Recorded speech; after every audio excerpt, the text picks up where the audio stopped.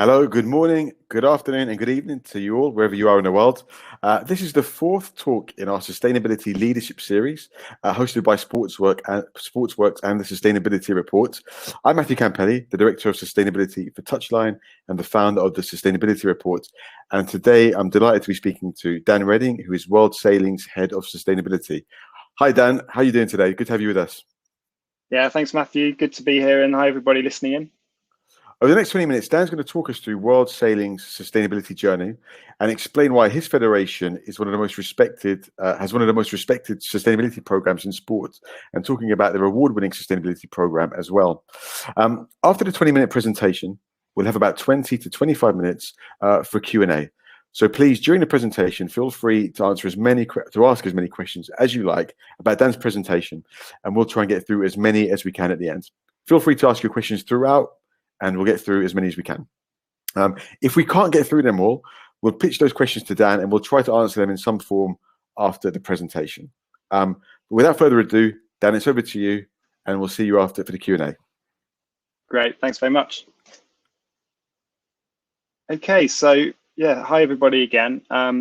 So my name is Dan Redding, Head of Sustainability. I've been at World Sailing for about 4 years, and within that time, I think there's been quite a transition to where we are today, and hopefully I've managed to capture some of the key moments and pieces of work that we've been doing. It's been quite difficult to get it all in this presentation, but hopefully we'll have covered some of the key points. I thought, first of all, I'd start off by talking about how the brand essentially was repositioned back in 2016, and that led to the focus on sustainability and started the seed, essentially. Then I think I'll talk a little bit about the architecture of the sustainability strategy, how we put it together, what kind of consultation and the people that we used. Then I think, and this is crucial for any organization, think about capacity and also the credibility building. So I guess it's to start off with, I mean, World Sailing, we only have about 25 staff, full-time staff, and only one person in the sustainability team. However, I view it as everybody in the organization is working on this topic in their own way. So trying to ensure you have internal buy-in is absolutely key, and that links to stakeholders. And I'll also talk a little bit about commercial opportunities and partners and how we have approached that. So I thought I'd split presentation up into two kind of halves, really. One all about what we've done, and then secondly looking about how an international federation can potentially approach it, as well as a national federation as well. So here thinking more about rules, regulations, events, either owned or the pinnacle events, and then also talking a little bit about grassroots and doing some work examples of how we've approached that. So very briefly, World Sailing, it's the International Federation of the Sport.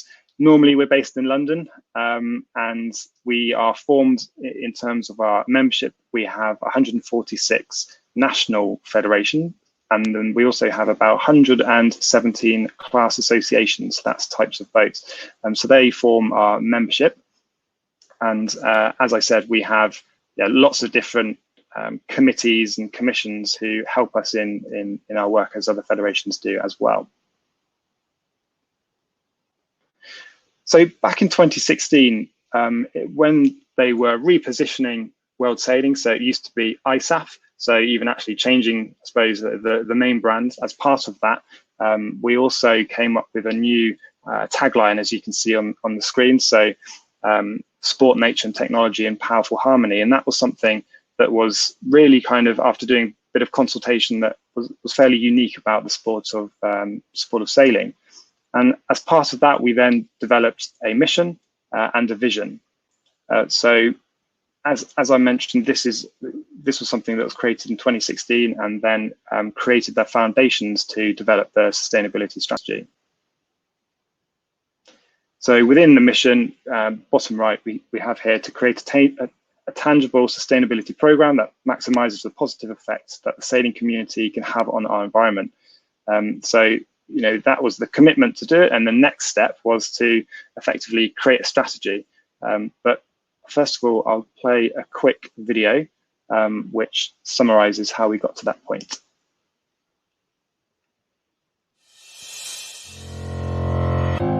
sailing with 20 knots, going fast, is a paradise. It's magic. When you are in the ocean, you forget about everything. You have all different kinds of conditions out there, so it's very exciting. I always hated to do like sports inside. I feel like I can't breathe. Going through the water, so nice. It's like a feeling you can't describe. You're almost like you're flying.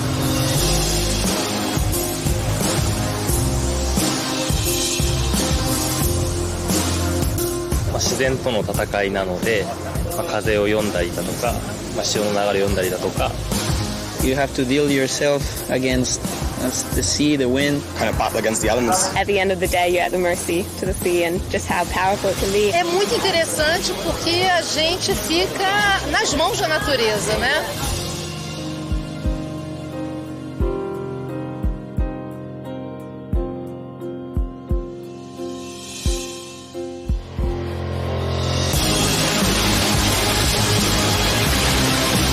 The technology, the speeds the boats are doing, and the sizes of the boats. Feel like you're harnessing what's actually happening and being able to control it. Много перемен, все зависит не только от тебя. Different kinds of boats.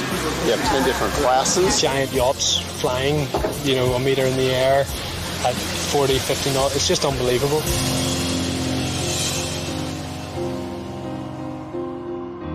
I think sailors are definitely really aware of the environment. O atleta que usa aquele espaço para treinar e para competir se preocupa com ele também.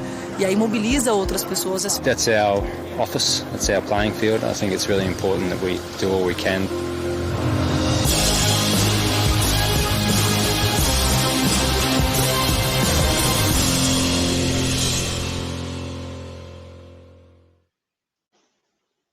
So that's some nice imagery there, and that kind of summarizes the nature of technology and sport in powerful harmony. So once we developed that, we had to come up with a strategy, and I'll talk a little bit about the architecture of that and how we got to that point.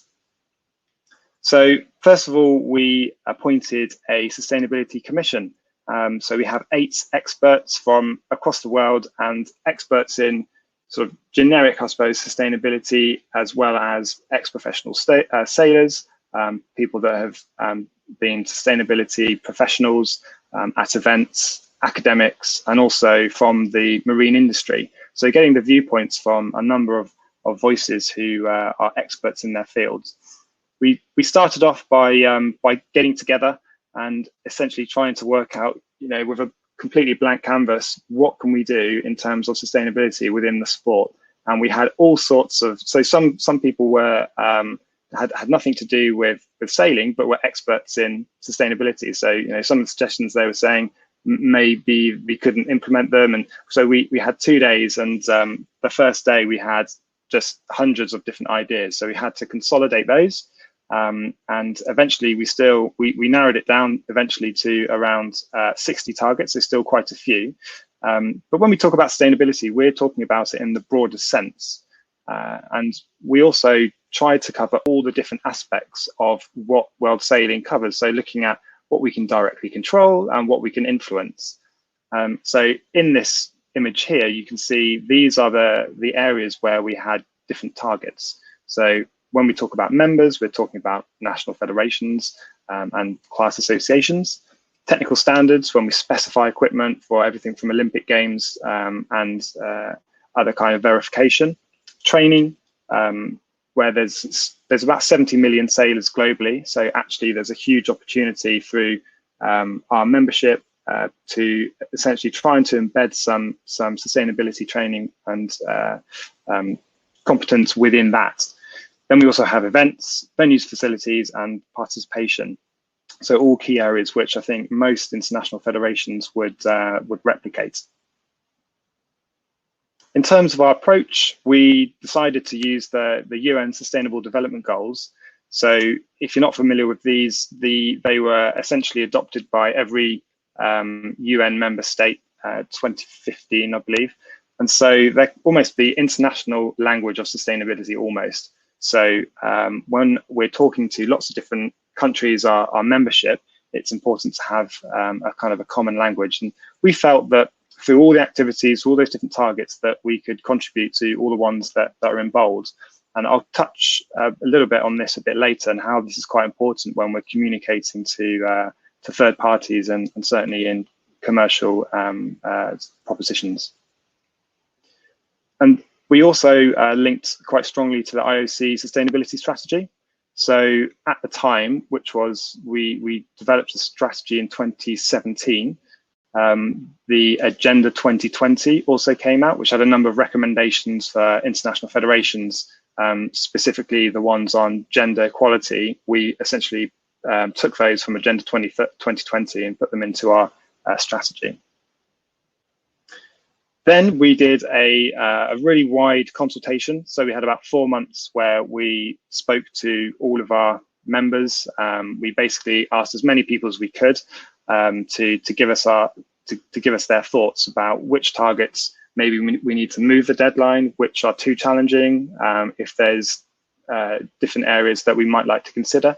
So we had really good engagement with this, and I think this is in hindsight, one of the best things that we did for the strategy, to develop something where you create buy-in from membership and essentially the general kind of population in terms of supporting sense. So we had about 75 countries respond to that, and that was really useful to then present to our governance structure to essentially approve the strategy, to then make it, to give us the mandate to deliver it.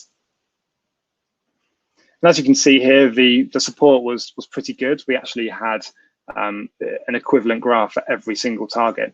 So the overall support was, as you can see, around 87%. And there are a few concerns with different targets, and then we adjusted them accordingly. So once we had put that all together, we received unanimous support, so from all of our membership in May 2018. So that was really good because, as I mentioned, the mandate is there now, and the delivery has to start. But of course, that delivery, we needed to build capacity in terms of strategic partners, as well as credibility in what we were doing. So as part of that, we have working relationships with lots of different organizations, and some of them were quite key to delivery of certain targets. So obviously OCOGs and the IOC, we have close relationships with anyway, but then some of these other kind of international organizations that we felt could help us with certain targets. So we have memorandums of understandings with a number of these here. So for example, ICOMIA, which is the International Council for Marine Industry Associations, they can kind of help us with all of the industry side of stuff. So when we're talking about, fabric and life cycle assessment of boats, this is something that we're working together on, as well as a number of other projects. So again, something I would stress, it's really important to get or to establish these kind of strategic partnerships to reduce the burden on you. If you have someone that's not full-time, or you can just gain expertise from different organizations like this. So that's something that works really well. And yeah, thanks to all these organizations for their ongoing support.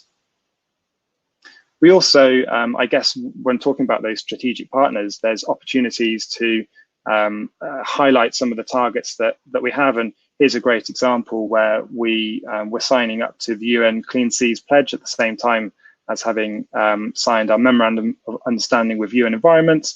And we have the IOC, and also we did this at one of our special events, the Ocean Race. So a really good opportunity to talk about what we're doing and how we're delivering it to our audiences. And then something else which I think has been really useful as well is having partnerships with different universities, so research institutions, and that's been really good because in terms of our strategy, it's so broad that actually getting research on things like participation rates, or if we're using certain materials in boats, that getting a solid understanding of the implications. So if there's any unintended consequences of using a certain material, for example. So here's a couple of universities that have been helping us in that endeavor, and it's great to see some of the ability of some of the students coming through, which is fantastic. So For some universities, for example, we will be dealing with naval architects who specialize in the boat building side of things, whereas others, it's kind of sustainability master students or PhDs specifically looking at different materials and how they're used. So some great minds working together on some of these projects. In terms of stakeholder engagement, as I mentioned, our classes and our national federations are our main stakeholders. But actually, when we mapped out who our different stakeholders are, there's quite a few, and this also is part of the looking at the risks and opportunities. So who do we need to engage with? How do we go about doing it? If we've got at a grassroots level, what resources are needed, and how can we disseminate those? So this was quite important to get an idea, firstly, of who our stakeholders are and how we engage with them to take them on this journey, and we can essentially work together on some of these targets, some of which are very challenging. And something I normally do get asked quite a bit about is the commercial opportunities. So where we have sponsors who wanting to activate linking to sustainability, and this is a great quote, which was actually just in a thread of it was in an email thread that I took out, and from a really big sponsor. But yeah, millions of people are interested in sailing, but billions are interested in sustainability. So actually, it's reframing some of the activation activities, and we've seen that starting to happen in quite a few sports. But I think it's a great opportunity where some of these large corporates also have big sustainability teams. So if you're a smaller federation or sports entity that might not have the resources in-house, actually you might find that sponsors are able to, because normally you speak to kind of the commercial and sponsorship team, marketing team. Actually, if they've got a sustainability division, it might be an opportunity to get some ideas of some kind of almost strategic projects. So we've done quite a few of those, and a good example was with Hempel. So one of the activation kind of activities was at a World Cup where we had lots of sailors go out and do this rescue a reef. So we worked with the University of Miami, which we've been doing for a number of years, but also getting some carbon literacy training for them as well. So linking to climate change and what impacts that has on the underwater environment. But part funded by Hempel, who were able to meet their guests were able to meet all the sailors. So a really, really fun activity. And some partners as well. Hempel's a good example where one of their products actually so they have coatings and things for boats and lots of other applications, but they're putting a special product on shipping, and it's reduced shipping emissions through all the ships that they've applied it to by 10 million tons of CO2 equivalent, which is absolutely huge. And when you look at the figures that we have, actually thinking about some of the partners and what they're achieving it puts things into perspective.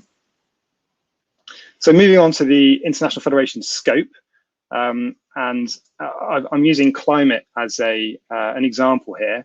So for our own operations, so for our own offices, and this is scope 1, 2, and 3, traveling to events, the small team, and sort of fuel used in some of our support boats, etc., is approximately 10,000 tons of CO2 equivalent a year. The events that we sanction, it's going to be a lot higher than that. So there's a number of those big events that happen annually. Then when we talk about grassroots, well, I mentioned 70 million sailors, so that's definitely. I mean, I've said more than 100,000 tons there, but it's going to be a lot more.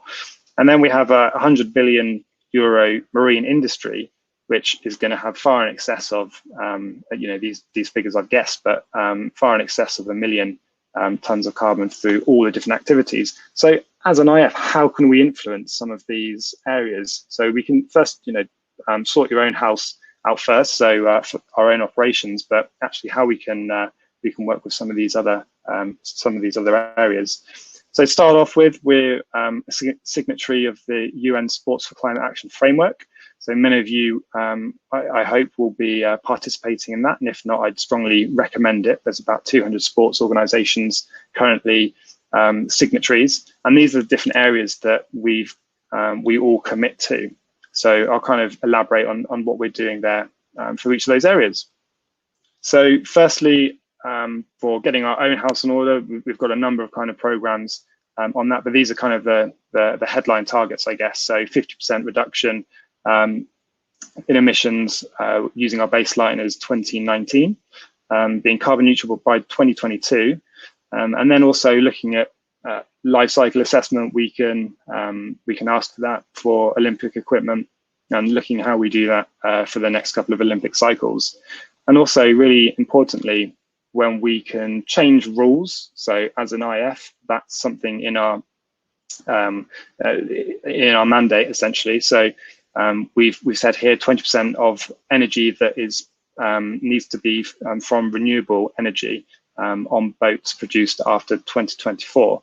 And then there's a training and so on that we've also produced as well. And I'll give you an example of that. So in terms of grassroots, there's the education programs.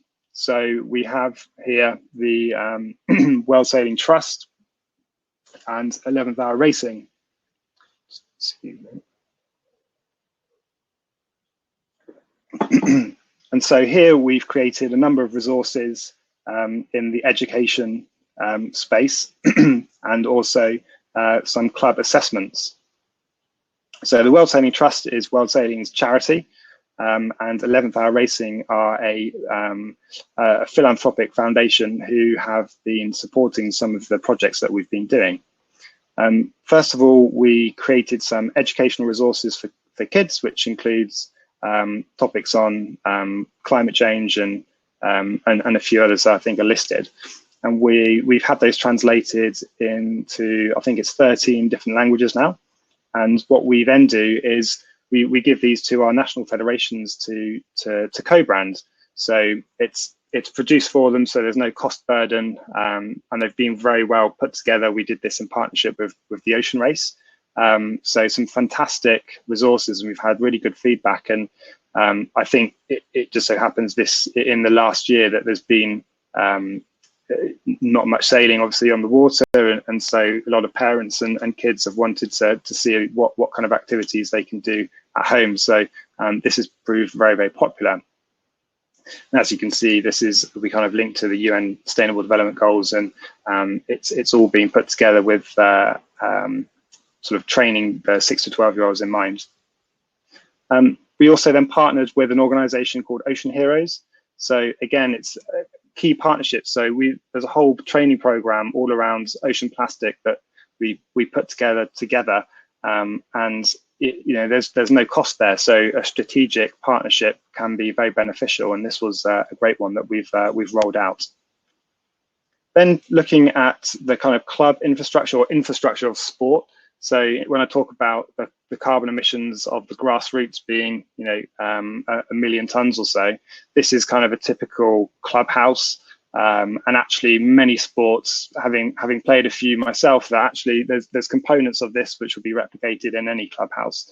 So that's something that we kind of put together a self-assessment tool. So this was based on visits to doing environmental audits of about 300 different sailing clubs and common issues. So we thought we'd put something together that actually can be used internationally. And it's a self-assessment where you have around 160 questions. And when you complete it, you get and these are different sections that you have, but when you complete it, you get a tailored, first of all, score, but also an action plan of how you can make your club more sustainable. And obviously, sort of energy and carbon emissions are linked to that.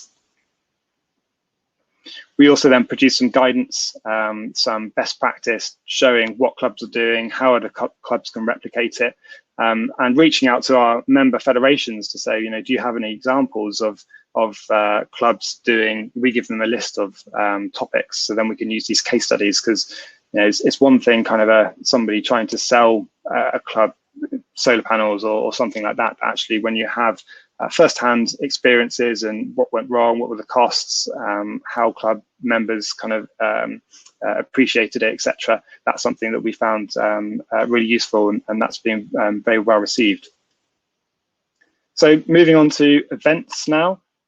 here's a list of, I guess, just an overview. We have our own World Cups, which we put on ourselves, and World Championships every 4 years. And there's also the special events that we sanction, and there's other big events that national federations might sanction as well.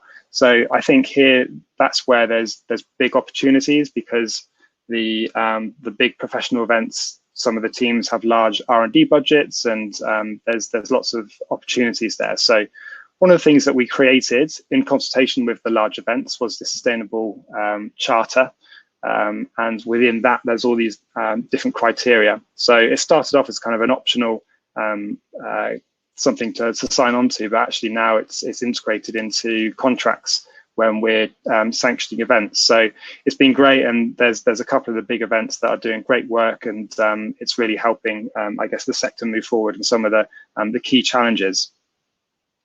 And just something that I'm often asked about how what we do for our own events, and this is a screenshot of what we include in our contracts with our World Cups. So it basically specifies, well, this is actually the guidance, but it's in the contract saying that these are all the things that you have to do.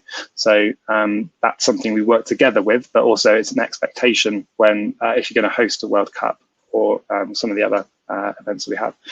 So with the scope 3 emissions, these are some of the other things that we'll be looking at. So next, we're a more intelligent calendar of when events are, and possibly sharing of some of the resources with your the different events, looking at different technologies, and a few things in between.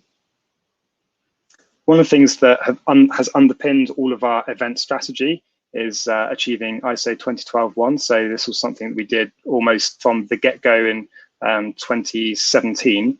And that's been really useful to have a management system that we continually improve on and apply that to our events.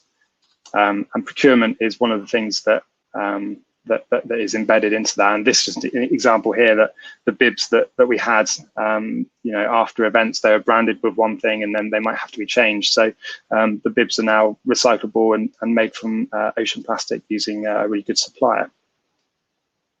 Also, I think events are definitely catalysts for innovation. And this is an example here where a world championship, they've tried to start developing a hydrogen boat.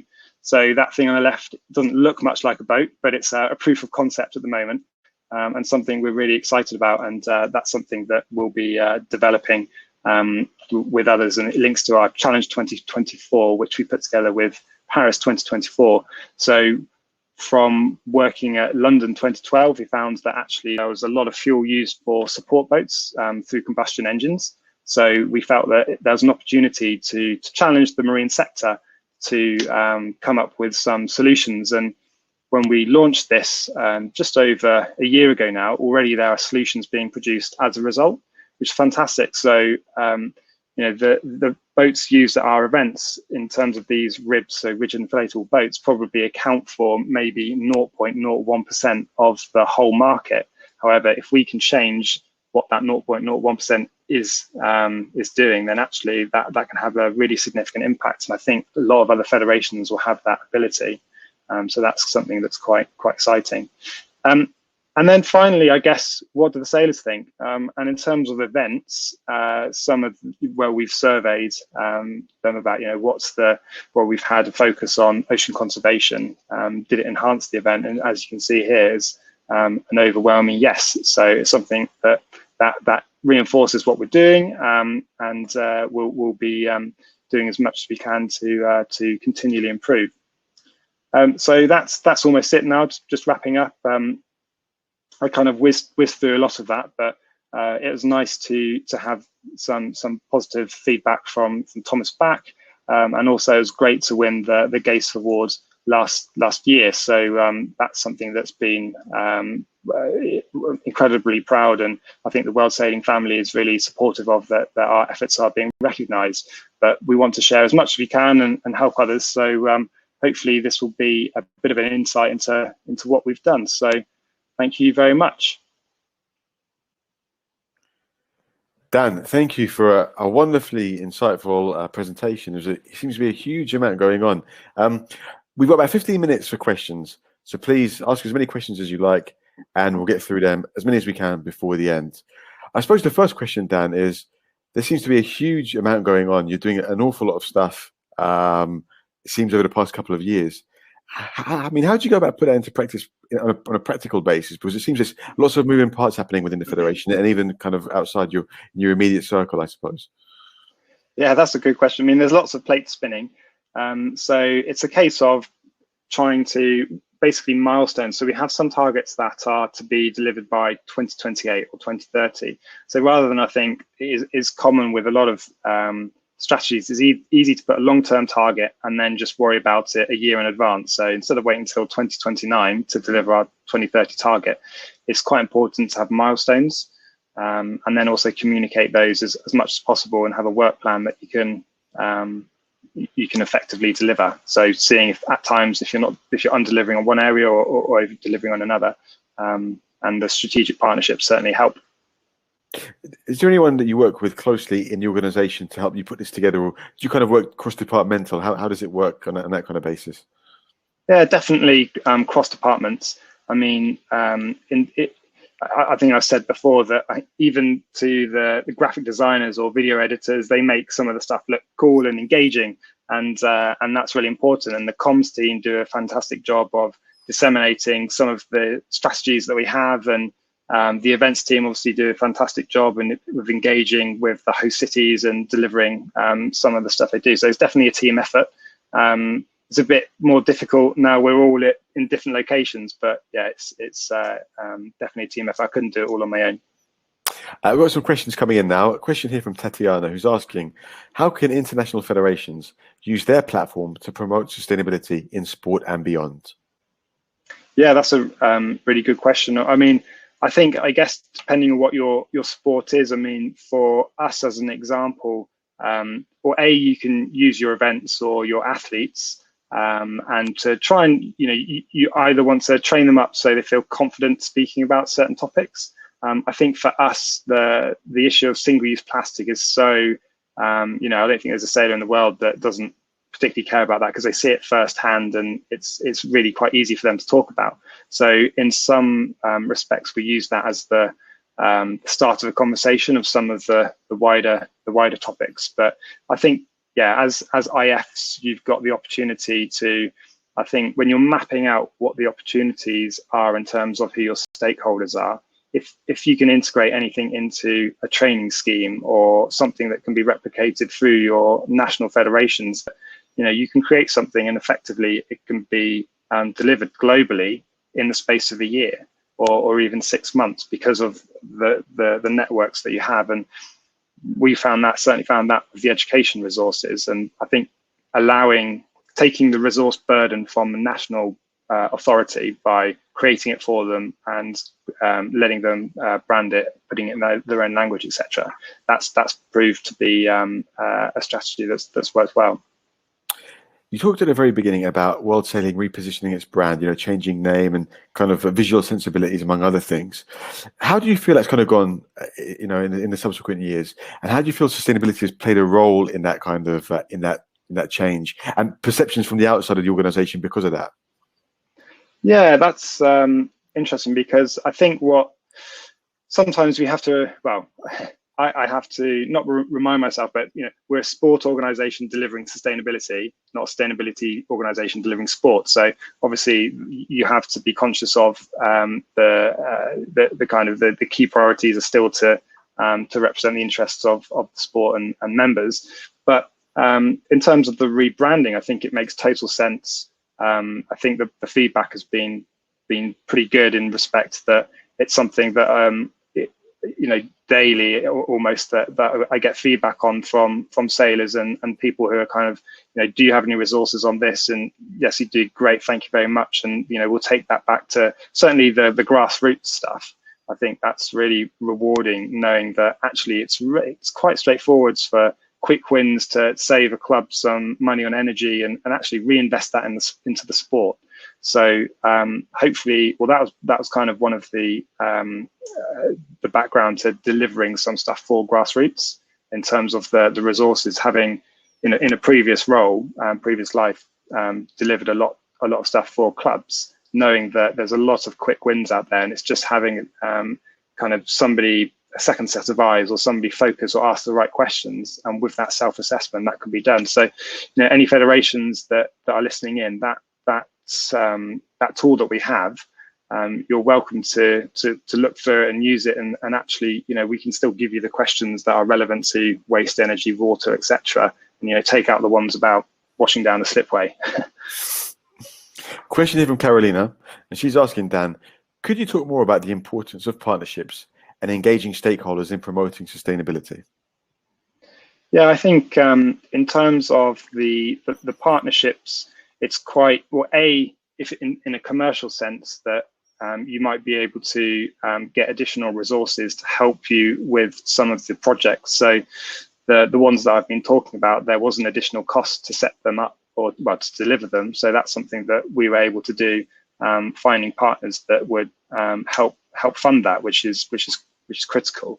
And I think as well, if you're looking to essentially disseminate information, whatever it might be, if it's specific to your sport, or if it's more generic kind of, if it's environmental, if it's the diversity kind of topics, there's lots of different mechanisms for doing that. But mapping out the best ways that you can do that with partners, I think, is something that's key. And it's something that we always readdress, like who is best suited for us to deliver this project.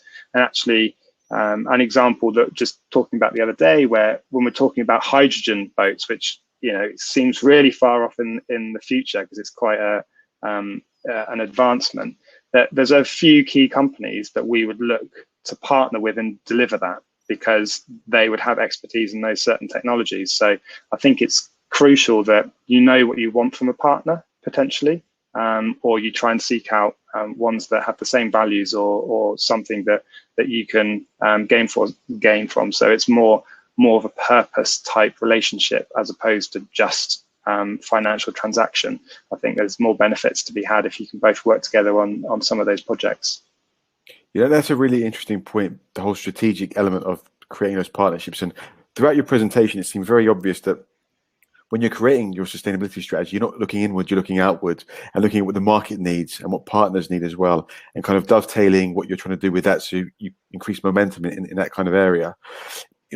For other international federations who obviously are looking at other areas, other sports, other industries, what bits of advice could you give them about, going about that particular piece of work, identifying those partners and those trends, and tailoring the sustainability operations around that? Yeah, well, I mean, for us, we have, I guess, maybe more naturally than some, quite a close relationship with the industry side. And I know all federations will to a certain extent, because, if you rely on sporting equipment, there's going to be someone that makes it. And if you're changing regulations, they're going to face the consequences.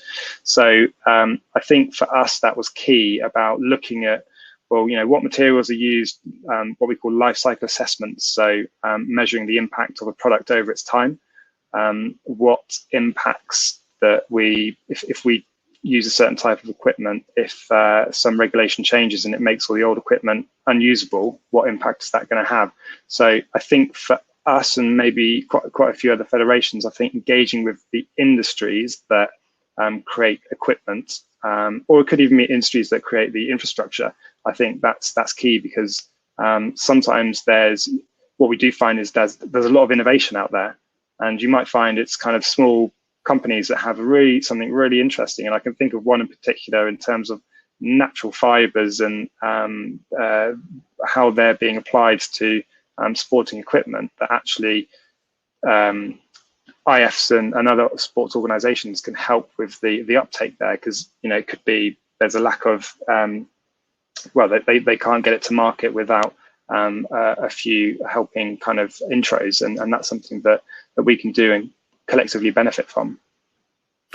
We still have time for some more questions. Moving on to Mridu's question, which is very kind of follows on from my question, and he's asking, what advice do you have for a federation who is entering the phase where they're considering sustainability as part of their long-term strategy?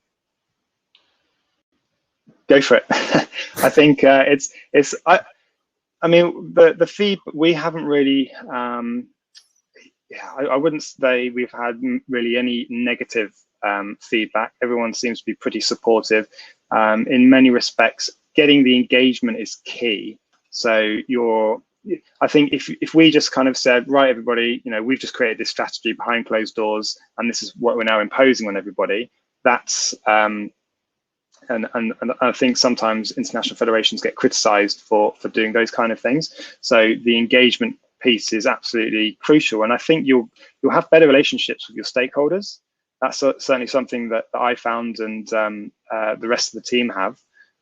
So it strengthens many of your kind of existing stakeholders, and you might find that there's others. So I think it's definitely an avenue to find additional income from commercial partners, and I think we're seeing that across sport now. That it's in terms of the purpose-led sponsorship, I think that's becoming more commonplace. So something to think about. But yeah, definitely encourage you to do it, and feel free to reach out if you want any advice, because I kind of it was a whistle-stop tour of what we did. Talking of engagement and, like you say, bringing people on side, you mentioned at a part of the presentation around the stakeholder engagement that before you got that unanimous buy-in, there were a couple of concerns that you had to quell. How did you get people on side in that particular moment where there were those difficult conversations? Yeah, that's a really good point. I mean, there's some concerns. For example, if we were to say, everybody's got to have an electric support boat by a certain time, then obviously there's cost implications there, and we've got to be making sure that we're not giving anybody any competitive advantages. So that's a real, I think that's a genuine concern from lots of organisations. Even sailors globally, and that's something that we had to address. Is that even though we're targeting certain aspects, it doesn't mean that it's going to increase costs. So I think that was also a concern. And actually, for a lot of people, an increase in cost essentially results in a decrease in participation. And actually, we want the opposite. So it's trying to make sure that actually we seek the opinions of the stakeholders and as many people as possible, because there was definitely things that we hadn't considered. And I think going through that process was really valuable. I mean, you're never going to please everybody when you go out to such a wide audience. There might be some people out there that the Flat Earth Society or so there's always one or two that think that we should just prioritize on just delivering X. But yeah, I think as the stats shows, overwhelmingly the support was about 80-90%. Dan, you're heavily involved in the UNFCCC Sports for Climate Action Framework, and Tatiana's asking, other than World Sailing, can you name some other good practices among federations and associations, or anyone in sport for that matter, that you come across? Yeah, absolutely. I mean, that's the Sports for Climate Action Framework is really good to exchange ideas. I think at the top level, the IOC and Julie Duffus in particular helps a lot of federations, does a fantastic job of putting guidance together. So there's lots of materials available there, and then even from, I guess, the next level down, Paris 2024, I've got some really some nice targets, and trying to engage with federations on that.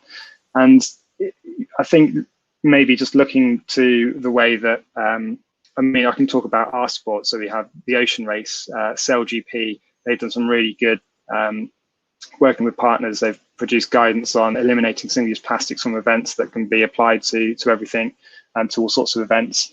But when we look at other sports as well, the GACE award and the seeing the applications there's a range, and the IOC also have a case study on their site, and GACE have the Sustainability in Sport website where there's even more case studies. So there's huge amounts out there. So I guess it's trying to find something that's relevant to you. I mean, I always review them because I think there's a few things every now and then I think, actually, yeah, we can do that. And I've seen somebody else, the way they've applied it, and we can learn from it. And hopefully people will also find that when we also do those case studies that are shared by the IOC as well. Question from Annabelle, who thinks that you've got an awesome strategy, which is good endorsement. She's asking you, can you reflect on how you embrace the SDGs